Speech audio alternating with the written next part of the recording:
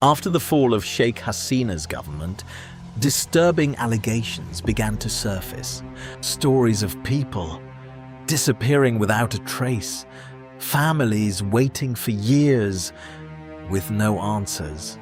And at the center of these claims, a place Al-Bard call Aynaghor, or the House of Mirrors. But what is Aynaghor? Is it real? And if it is, what really happened inside? During the rule of the Awami League, multiple human rights organizations raised concerns. Allegations included enforced disappearances, extrajudicial detentions, and suppression of political opposition. The government consistently denied these accusations. However, critics claimed that individuals with opposing political views were being targeted. In 2022, a Sweden-based investigative outlet, Netra News, published a report that shocked many.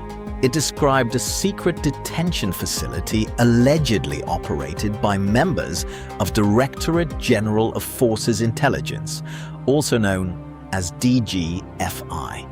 According to the report, this facility was nicknamed Aynaghor, a place where people were allegedly held in isolation, without trial, without records.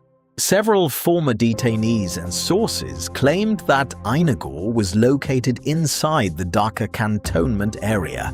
Some described it as being near DGFI offices. According to these accounts, the facility contained around 16 rooms with a capacity to hold dozens of detainees.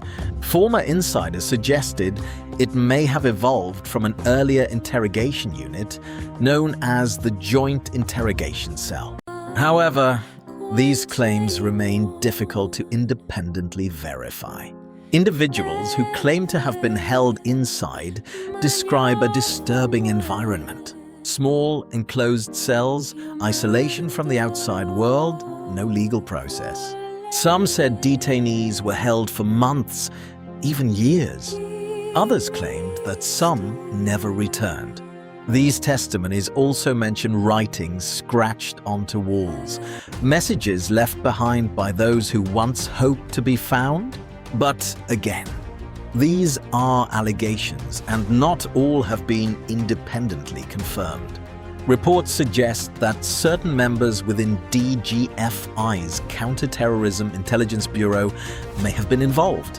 Critics argue that these actions were politically motivated, that intelligence units were used not only for national security, but also for controlling dissent. These claims have been strongly denied by officials during that period.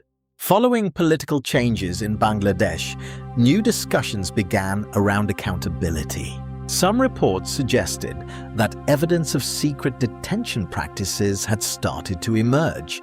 However, full investigations are still ongoing and many questions remain unanswered. The story of Aynaghor sits at the intersection of power, secrecy, and fear. Is it a hidden truth finally coming to light, or a narrative shaped by political conflict?